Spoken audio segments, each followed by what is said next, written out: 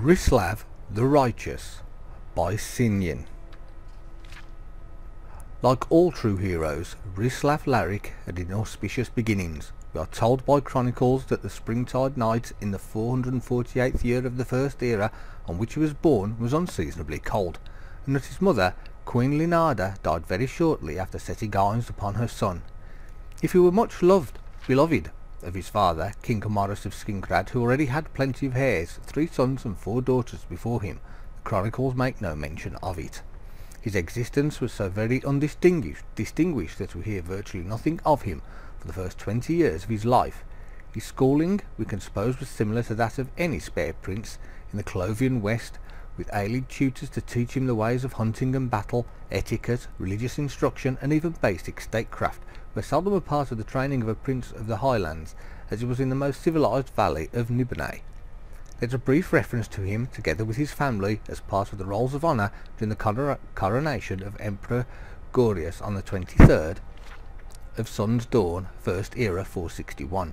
The ceremony, of course, held during the time of the Elysian doctrines of Maruk, and so was without entertainment, but the 13-year-old Rislav was still witness to some of the greatest figures of legend, the beast of Anakina, Darloch Bray, representing his kingdom, giving honour to the Empire. The chieftain of Skyrim, Kiorik the White, and his son Hogue were in attendance, and despite the Empire's intolerance of all elves, Chima Idriel, Nerevar, and Dwemer Dumak Dwarf King was evidently there as well, diplomatically representing Resdain, all in relative peace. Also mentioned on the rolls was a young Mer in service to the Imperial Court of High Rock, who was to have a great history with Rislav Arain Derani. Whether the 2 young men of about the same age met and conversed is entirely the stuff of historians' fancy. Rayan is spoken of in praising words as a powerful landowner, eventually buying the island of Balfira in the Iliac Bay and gradually conquering all of High Rock, and large parts of Hammerfell and Skyrim, but Rislav is not heard of again in history's books for another 17 years. We could only offer supposition based on the facts that follow. Children of kings are, of course, married to the children of other kings to bind alliances. The kingdom of Skinrad and Kvatch skirmished over common territory throughout the 5th century, till they reached a peace in the year 472. The details of this accord are not recorded, but since we know that Prince Rislav was in the court of Kvatch 6 years later as husband to Belen, the daughter of King Justinius, it is fair to make an educated guess that they were married then to make peace. This brings us to the year 478, when a great plague swept through all of Cyrodiil and seemed particularly concentrated on the independent Colovian West. Among the victims were King Maurice and the rest of the entire royal family in Skingrad. Rislav's only surviving elder brother Dorold survived, being in the imperial city as a priest of Maruk. He returned to his homeland to assume the throne. Of Dorold we have some history. The king's second son, he was slightly simple-minded and evidently very pious. All the chronicles spoke of his sweetness and decency, how he saw a vision of his early years that brought him, with his father's blessing, from Skingrad to the imperial city and the priesthood. The priesthood of Maruk, of course, saw no difference between spiritual and political matters.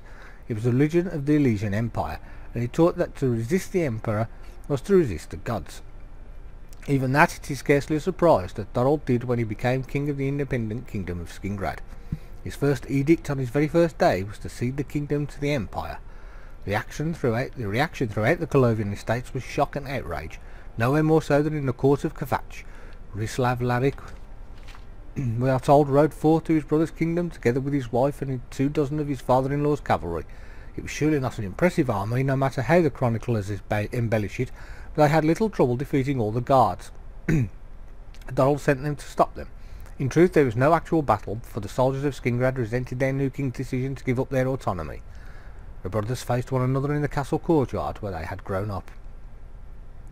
In typical Colovian fashion, there was no trial, no accusations of treason, no jury, no judge, only an executioner. "Thou art no brother of mine," Rislav Slarik said, and struck Dorold's head from his shoulders in one blow. He was crowned King of Skingrad, still holding the same bloody axe in his arms. If King Rislav had no battle experience beforehand, that was shortly to change. Word spread quickly to the imperial city that Skingrad, once offered, was now being taken back. Gorius was an accomplished warrior even before taking the throne, and the 17 years he had as emperor were scarcely peaceful. Only 8 months before Donald's assassination and Rislav's ascendancy, Gorius and the Elysian army had faced another of his coronation guests, Yorick the White, in the fields of the frozen north.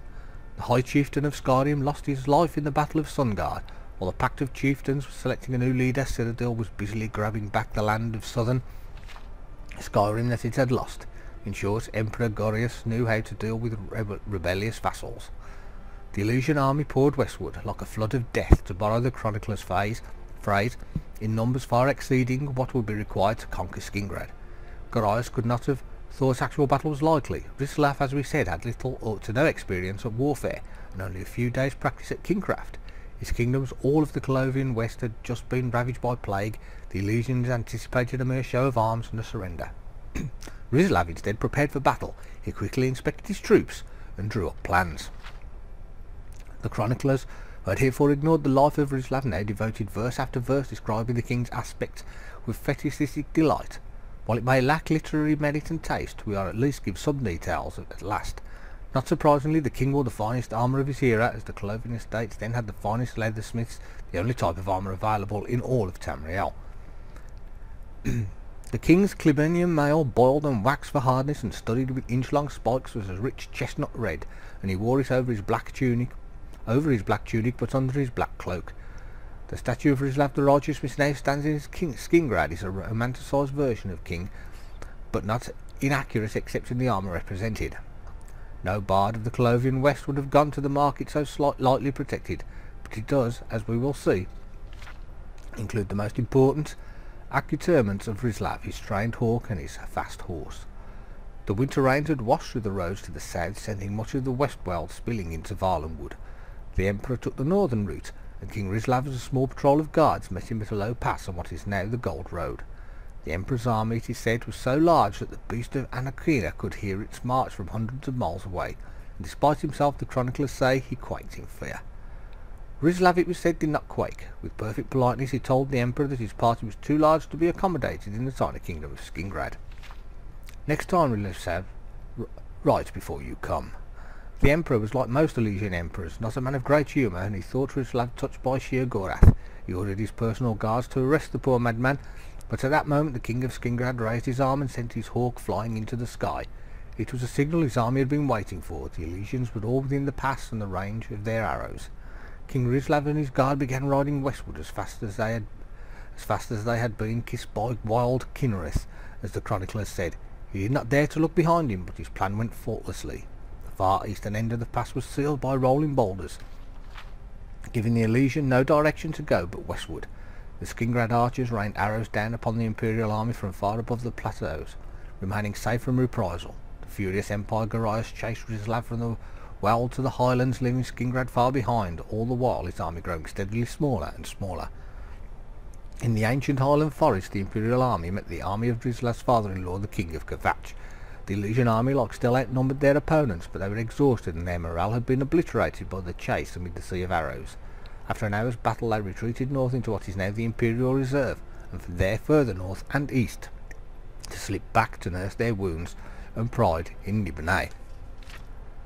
It was the beginning of the end of the Elysian hegemony. The kings of the Colovian West joined with Kavach and Skingrad to resist imperial incursions. The clan de Rene under Ryan was inspired to outlaw the religion of the Elysian reform throughout his lands in High Rock and began pushing into imperial territories. The new High Chief of Skyrim, Hogue, now called Hogue Merkkiller, though sharing the Emperor's official xenophobia, also joined the resistance. His heir, King Ismael Wolfheart of Atmora, helped continue the struggle upon Hogue's death in battle, and also ensured his place in history. The heroic King of Skingrad, who faced the Emperor's army virtually alone and triggered his end, justly deserves the suppliance of Rislav the Righteous.